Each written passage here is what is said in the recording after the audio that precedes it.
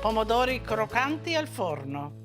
Tomatoes, anyway, they're always good, but I like this particular technique, if you will. So nice ripe summer tomatoes, and just cut them in half, and you scoop out all the inside, just like that. And what's good for this recipe is that you get nice meaty tomatoes. Not so much of the salad tomatoes, although those will work, but the Roma tomatoes, these kind of meaty tomato that will kind of be resilient once they're baked. Now let's make the stuffing, and that's quite easy. Grated cheese, plenty of it. Panko, which is the coarse breadcrumbs. Chopped parsley, and some chopped scallions. And a little peperoncino to give it a little zest. And voila, mixed. So let's dress the tomatoes. Salt a little bit of tomatoes, a little bit of oil, and I want to coat the tomatoes in the salt, in the oil, just like that.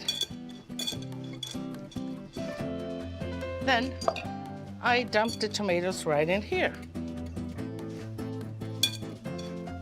Okay, and let's toss the tomatoes now. Okay. And then we just line them up in a baking pan like that with parchment paper. And parchment paper, you know, I always use it, especially when I bake vegetables or something, because it saves me from really cleaning the pan. You know, this protects the pan and the vegetables will not stick.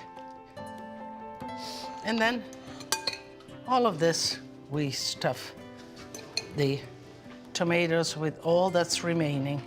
You can use it for zucchini. You can use it for peppers. You know, it's very simple. Just that might be a different cooking time for each vegetable.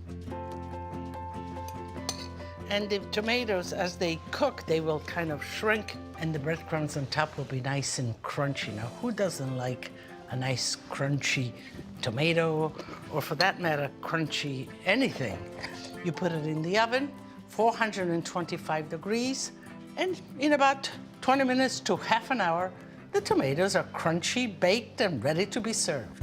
Celebrate like an Italian to serve a meal like Lidia. I've been cooking a long time, so I always seem to know, almost intuitively, which plates, which pots, which size I want when I'm plating. My preferred way of serving is family style. So I need large platters, bowls, big pots, so I can put them in the center of the table for everybody to reach. And don't be afraid to bring to the table beautiful baking dishes like this. Pots, this beautiful orange color, cast iron, all that gives character to your table and it keeps the food warm. Finish it up the Italian way. Garnish it with grated cheese, peperoncino, oil, all the fresh herbs, so people can really add that last touch to their dish. The tomatoes are done, nice and crispy. You gotta let them rest a little bit. If they're hot, then they're difficult to handle. Just nice and warm. And these are great for if you have a buffet table. You put them on a plate, on a buffet, and also you can just multiply this and make it into multiple recipes. You know, just have sheets full of these tomatoes. Kind of nestle them in. That one is a little broken, and that's gonna be for me to enjoy, just like that. I'm going to taste it. You know, I usually taste for you, so I can tell you how they are. So even though this is crunchy, underneath it's kind of nice and juicy, and altogether it's delicious. A little bit of basil goes always good, basil and tomatoes. It's a marriage made in heaven. So let me taste.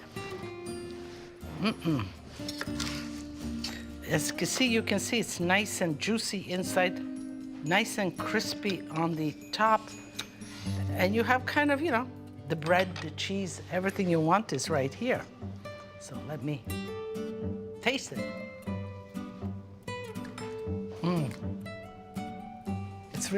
It's really good. Tomato, the cheese, it's those kind of three flavors that come out in a different way. Delicioso. And you know, this show we're in a crispy mood, and certainly this fits the bill.